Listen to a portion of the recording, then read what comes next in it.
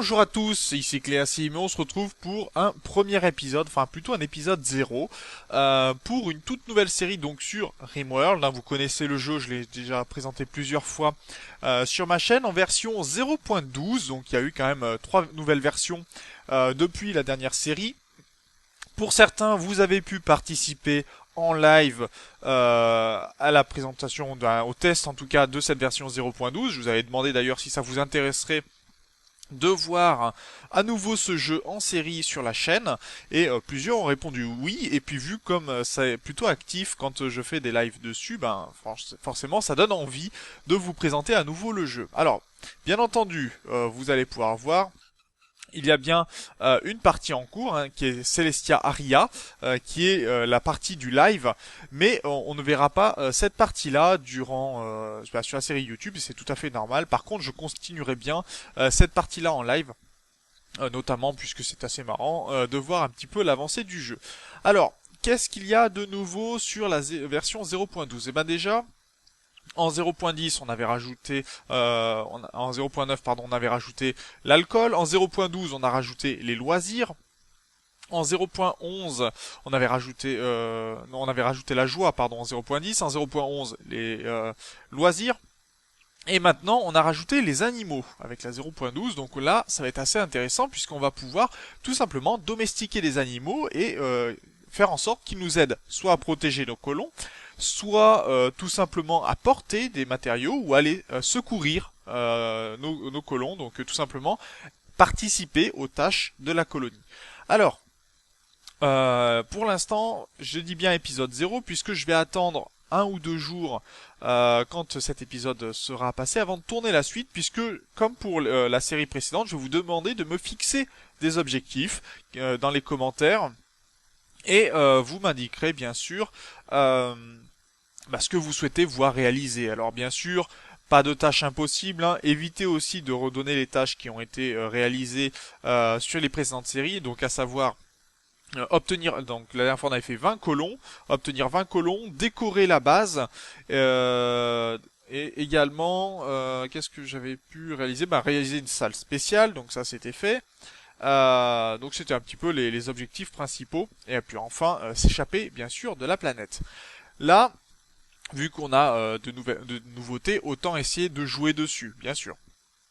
Après, je vous dirai bien sûr dans les commentaires ou en vidéo si ce que vous proposez est possible ou non. Voilà, en tout cas, nous, on va déjà commencer une nouvelle colonie, ça c'est plutôt intéressant. Bien sûr, en Cassandra, c'est forcément normal. Je vais faire plutôt à la dure, puisque un peu de difficulté ne fait pas de mal, je connais quand même assez bien le jeu, et puis j'ai pu m'entraîner en live, donc je pense que je pourrai quand même arriver à résoudre tous les petits problèmes qui pourront se présenter dans le jeu. Alors, autre nouveauté pour cette série, donc on va jouer sur Jeune Pollux, qui est la planète sur laquelle j'ai déjà des sauvegardes.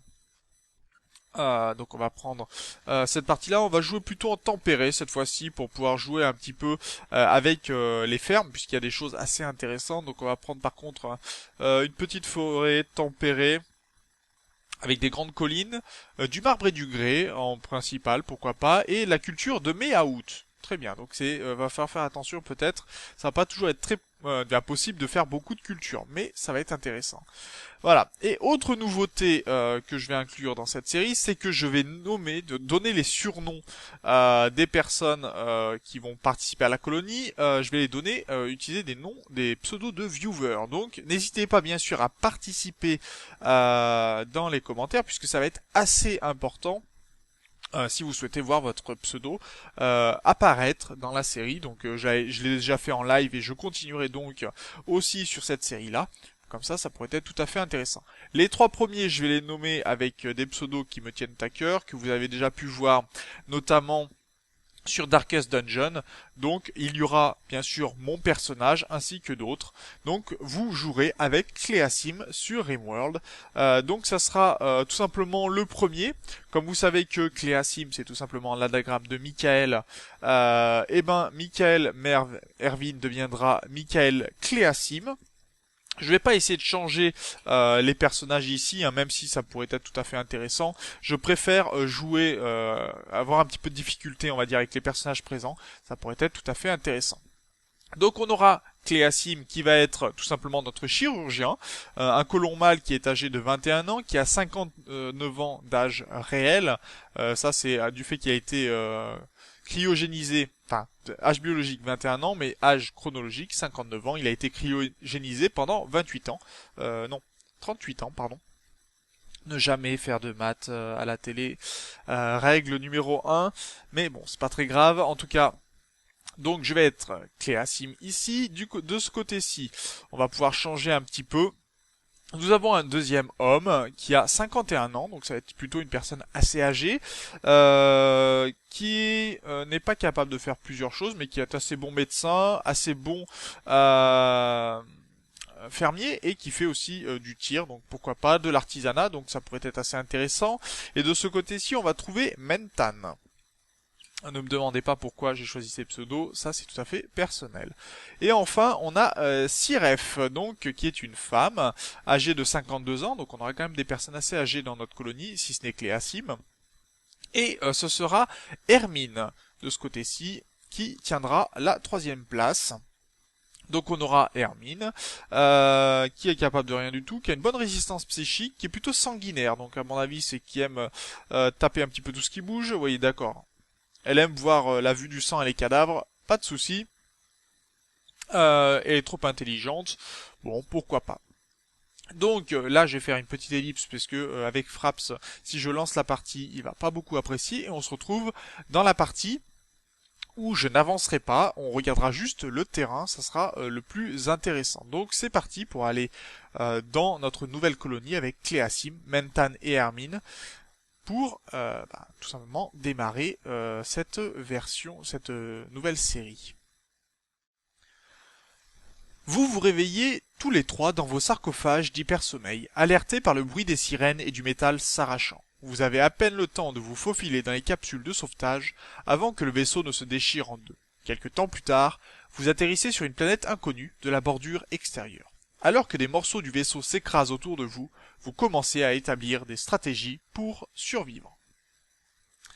Donc voilà, alors je vais m'arrêter là, bien sûr je vais faire la sauvegarde comme il se doit en fin d'épisode, mais en tout cas on va se retrouver ici. Alors apparemment on aura pas mal de grès, donc on aura des murs plutôt marrons et des murs blancs avec du marbre, donc là aussi on pourra toujours jouer avec les couleurs, ça pourrait être assez intéressant, et on va observer un petit peu tout le terrain qu'il y a autour de nous. Donc moi je vais pas jouer plus que ça, si ce n'est que on va pouvoir établir un petit peu, et regarder un petit peu tout ce qui se passe ici, puisqu'il y a des nouveautés bien sûr.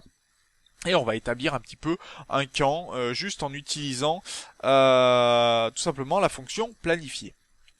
Alors, nous sommes sur une colline, donc un ensemble où il y a de grosses collines, ce qui fait qu'on va pouvoir creuser pas mal. Et puis vous voyez qu'il y a quand même des bâtiments qui sont enchâssés dans ces collines-là.